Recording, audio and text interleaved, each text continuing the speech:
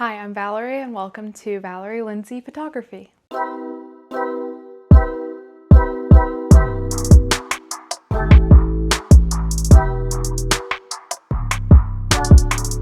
As you know, if you've been following me for a while, either on Instagram or TikTok or here, I market myself as a cinematic photographer. My slogan is the movification of your life. So what does that mean? That basically means that when I'm shooting my photos, planning my photo shoots, culling through the photos, editing them, and then sending them out in the gallery, my entire goal is to make it look like a movie scene or feel like a movie. Now, that's easy to do when you're in the session and you know composition and you're taking the photos and you're editing them and things like that, but how do you plan a cinematic photo shoot? It's not that much different from what you would normally do in any other niche, but I'm going to show you how I personally plan my sessions, and hopefully it helps you a little bit. I see my photography and I see each session as a chance to direct and create a movie using still images. And that means that my couple is the main character, they're the main characters, and I'm the director. Now with each session that I do, there is an option of 2 to 3 locations. They have to be within 10 minutes of each other, otherwise the session goes really long. But I offer 2 to 3 locations, I offer an outfit change, and it's 1.5 to 2.5 hours of coverage, and you'll see why in a moment. So when a couple inquires with me, the first thing I'm going to do is make sure that they are okay with the price, they're okay with everything that I offer in my packages, and then after that, I'm going to ask them about themselves. I have a questionnaire that I use. I don't send it out, and I really should, but basically my whole goal is to see why they're inquiring. If they want a couple shoot, why do they want a couple shoot? Is it an engagement shoot? Okay, how can we turn that into a movie? Is it a portrait session? Okay, what can we do with that? So I try to view it all under a cinematic lens. And the first way I'm going to do that is learn about the characters. What's their backstory? How did they fall in love? What do they do for fun? What is a date night to them? What is their love language? All of these questions are so important when planning a movie. Because if you don't know about your characters, how are you going to get your audience to know about your characters? And how are your characters going to emotionally relate and emotionally attach to the product that you're delivering them? So once I get all of that information back, what they do for date night, what their love language is, how they met, things that they do for fun. After I receive all of that, I get to planning. And this takes me maybe a day, maybe an hour. I also ask them where they were thinking of getting their photos taken, just so that I can get an idea of what they're thinking. And based off of all the information they give me, I start to write a script. I tried storyboarding.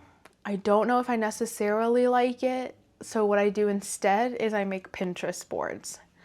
So I make a new Pinterest board for every single couple session that I have, and in it I include different movie stills or composition that I like, emotions that I like. It's basically my way of showing my couples what my vision is for their shoot, and then I send them a long explanation of like, okay, this is what I'm thinking. Scene 1, scene 2, scene 3, scene 4.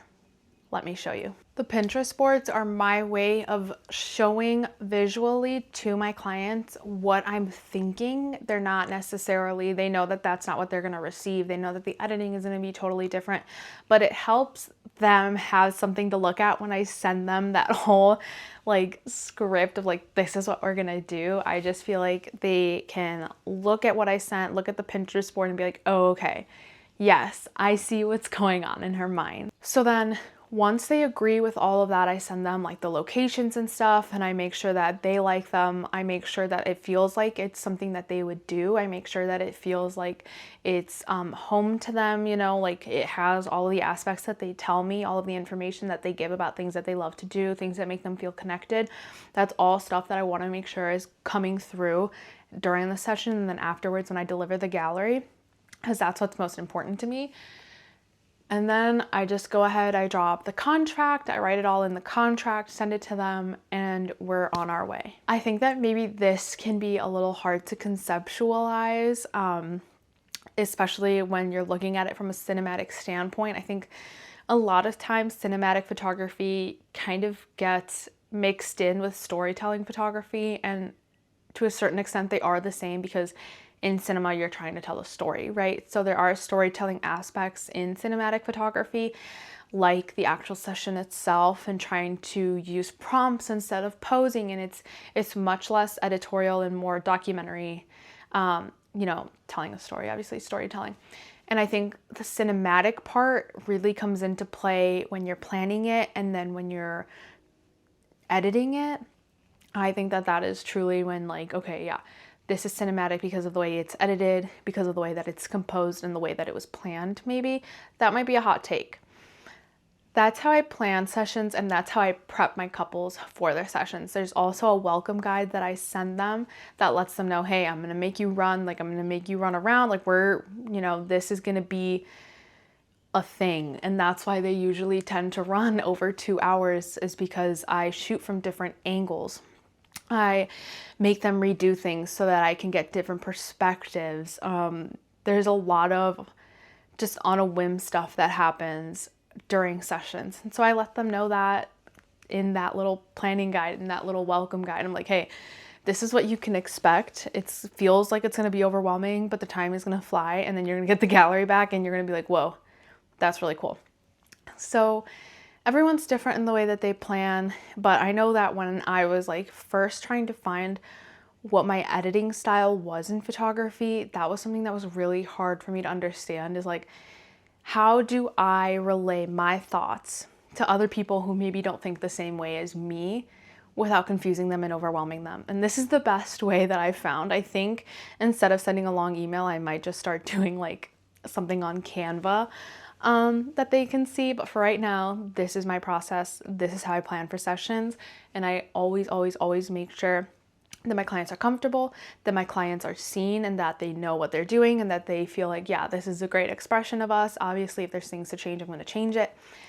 Make sure that they're not super overwhelmed, and make sure that they just feel prepared and like they have all the right information going into our session.